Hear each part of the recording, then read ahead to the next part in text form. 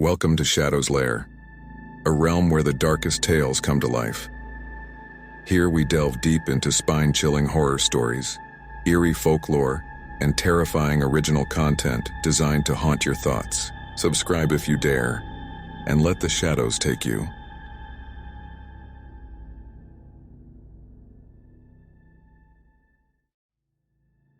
The Forgotten Well of Karkhana. In a forgotten corner of West Bengal, the village of Karkhana lay cloaked in eerie silence. Once a thriving settlement, it was now avoided by outsiders and whispered about in hushed tones. At the heart of the village was an ancient well, shrouded in legend. They called it Papi Kua, the sinner's well. The story went that anyone who peered into its depths would face their worst nightmares and never return. Aniket, a city-dwelling writer desperate for inspiration, arrived in Karkhana one humid afternoon. His career was fading, and he needed a story that would put him back on the map. When he overheard the tale of the cursed well at a tea shop, his curiosity was piqued. "You shouldn't even think about going there," the shopkeeper warned, his face pale. "The well is alive, feeding on fear and guilt." Aniket smirked. "It's just an old wives' tale. A little exploration will make for a great story." The villagers fell silent as he rented a room in an abandoned house near the outskirts.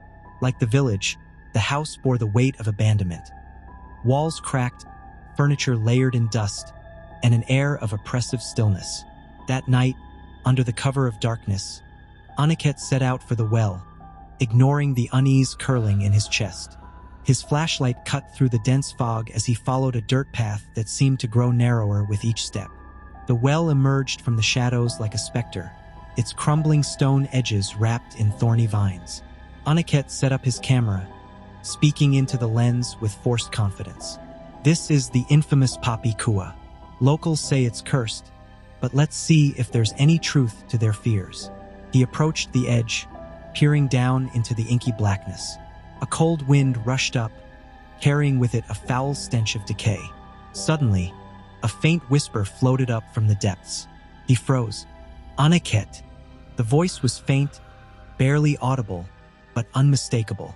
His name echoed in the still night, chilling him to the core. "Who's there?" he called, his voice trembling. There was no reply. Determined to prove the villagers wrong, he lowered his flashlight into the well. The beam cut through the darkness, revealing a shallow pool of water far below. But just as he began to pull the flashlight back, he saw something move, a shadowy figure shifting in the water. Heart pounding, Aniket leaned closer. The figure took form. A woman with hollow eyes and matted hair, her face twisted in anguish. She looked up at him, and her mouth stretched into an unnatural grin. "You've come," she whispered.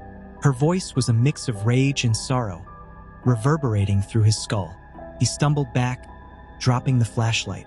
It clattered against the stones before disappearing into the well. The whispering intensified, coming from all directions now. It wasn't just one voice. It was dozens, maybe hundreds, all murmuring incoherently. Aniket's head swam as he struggled to make sense of it.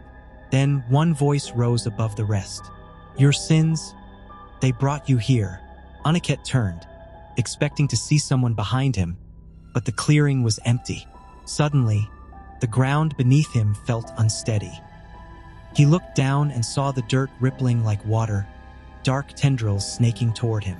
Panicking, he ran back toward the village, the whispers chasing him. The path twisted unnaturally, trees closing in as if trying to trap him. When he finally reached his room, he slammed the door shut and collapsed against it, gasping for breath. The whispers didn't stop. They seeped through the walls, growing louder and more accusing. Shadows danced across the room, taking on grotesque shapes. Aniket grabbed his camera, desperate to record what was happening, but the screen flickered, showing not his room but the well. In the footage, a man stood at the edge, his back turned.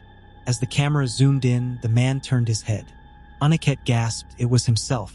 The screen went black. Then came the pounding. Slow, deliberate knocks on the door. "Aniket," a voice called. It was soft and familiar, like his mother's, but twisted with malice. He knew better than to open it. but the voice persisted, turning into sobs. Aniket, please, I'm scared. Let me in.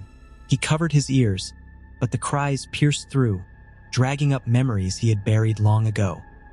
His mother's face flashed before him, not as he remembered her, but as she had looked that night in the hospital, frail and dying. You left me, the voice accused. You let me die alone. Tears streamed down his face as the room began to distort. The walls stretched and cracked, revealing the well's dark abyss on all sides. The whispers turned to screams, and the air grew thick, choking him. The floor gave way beneath him, and Aniket fell, plummeting into the cold, black water. He surfaced gasping, but the water wasn't empty. Figures surrounded him, gaunt, pale, their eyes burning with hatred. They clawed at him, their icy fingers pulling him under. You are one of us now, they chanted. A sinner's soul for the well.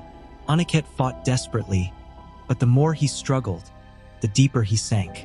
As water filled his lungs, his vision blurred. The last thing he saw was the woman from the well, her face inches from his. Welcome home, she whispered before darkness consumed him. Days later, the villagers found his camera near the well. The lens cracked and splattered with mud. The footage showed Aniket's terrified face, his final moments consumed by shadows.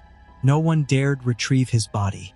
The well had claimed another soul, its whispers growing louder with each passing night. Shadows Lair viewers, beware. The Poppy Kua waits for the guilty. Would you dare to face your sins?